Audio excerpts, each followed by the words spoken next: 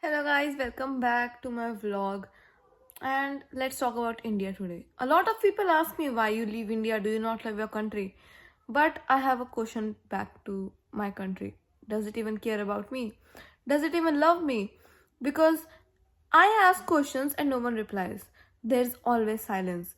We as students are trying to leave India. Not because we want to. Who here would ever want to leave the home country? Have you ever seen a tree with its roots running out in a woods? No, because it's harsh. It's hard, even for the tree. We as humans, we can't imagine how much pain we have to go through so that we take the decision to leave our house, our family, our country, our friends, our whole life and settle in a new country. And it's glorified.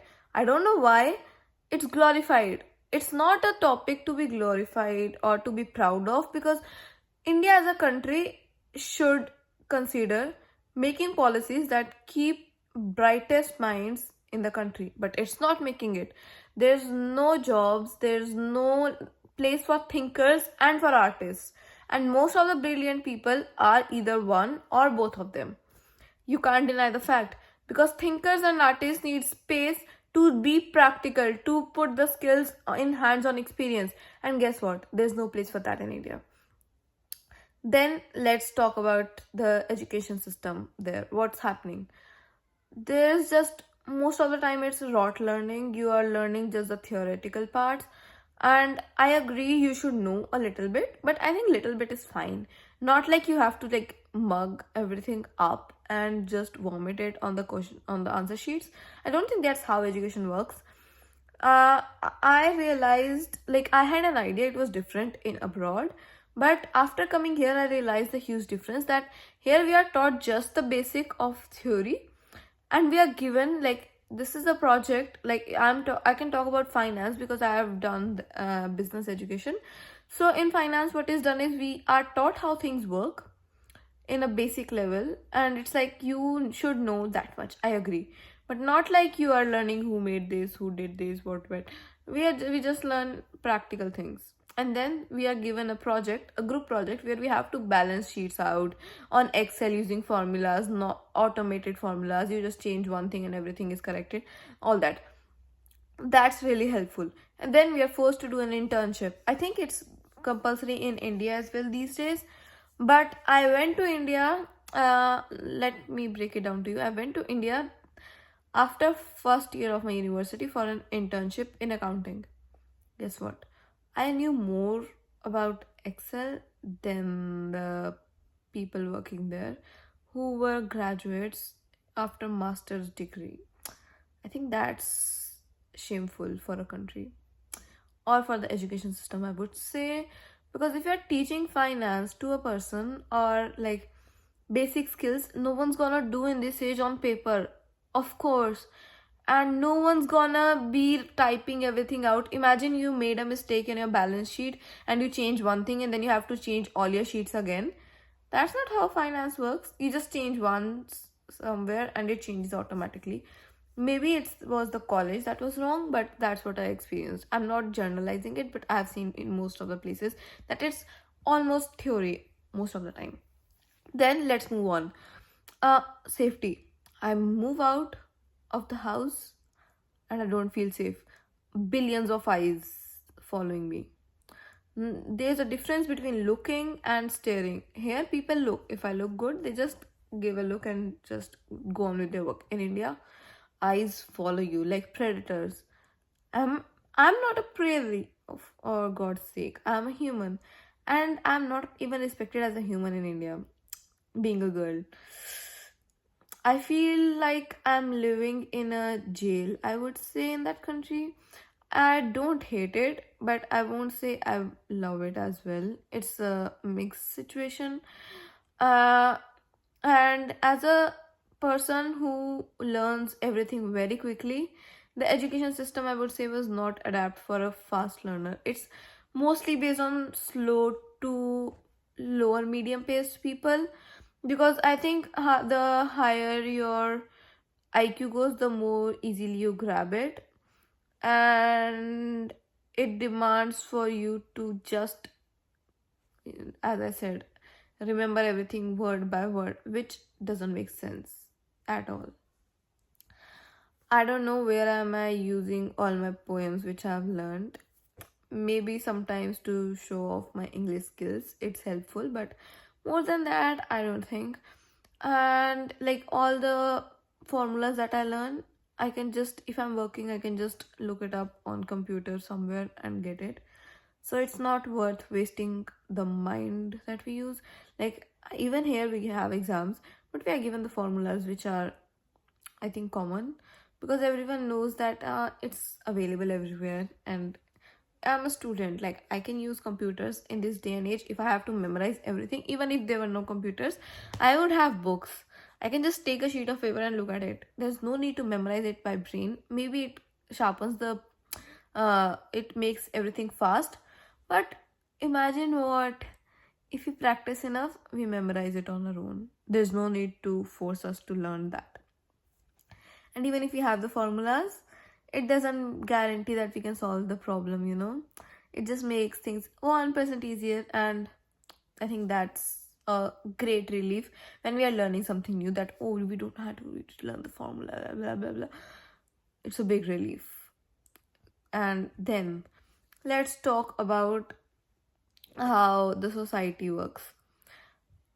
No one supports another person growing in India.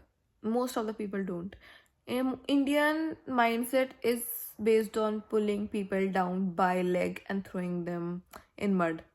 Whilst here in abroad, what I've experienced it, people, when they know they can't be where you are, or it's out of their capability, I would say, they would cheer for you. They would be happy that someone else is doing it and not put you down. But in India, it's mostly opposite. People are based on shaming other people and just making fun of them, putting them down, making fun of failures, which is a good thing to have, honestly. Because if you don't fail, you don't learn. And when you learn, you grow. It's not shameful to be fail in life, because if you fail, I think it's a bigger achievement than achieving it in the first go. Because if you get it in the first go, everyone calls it luck. Even you think, oh, I did a lot of work, but I was lucky as well. But when you know you failed, you failed, you failed, you failed, I don't say there's no luck.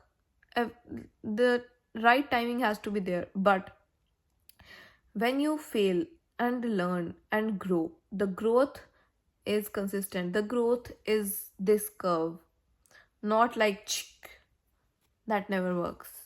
It's always should be consistent. And comparison, the thing that I hate the most. From childhood, I've seen, oh, look at him, look at her, look at that, that's doing this is doing this, you are not doing this is good, this is bad. I am getting 1% better. I think that's enough for a person. There's no need to just compare me to hundreds and millions of people around me, because I'm not them and they are not me. If we were all meant to be same, God would have not made a million of us. He would be like, I'm enough. Maybe one or two of them, Adam and Eve, would be enough. But no, he decided to make me. He decided to make you and the third person and the fourth and billions of people in the world. And that's for a reason, because each one of us is different. Maybe just 1%, but we are different.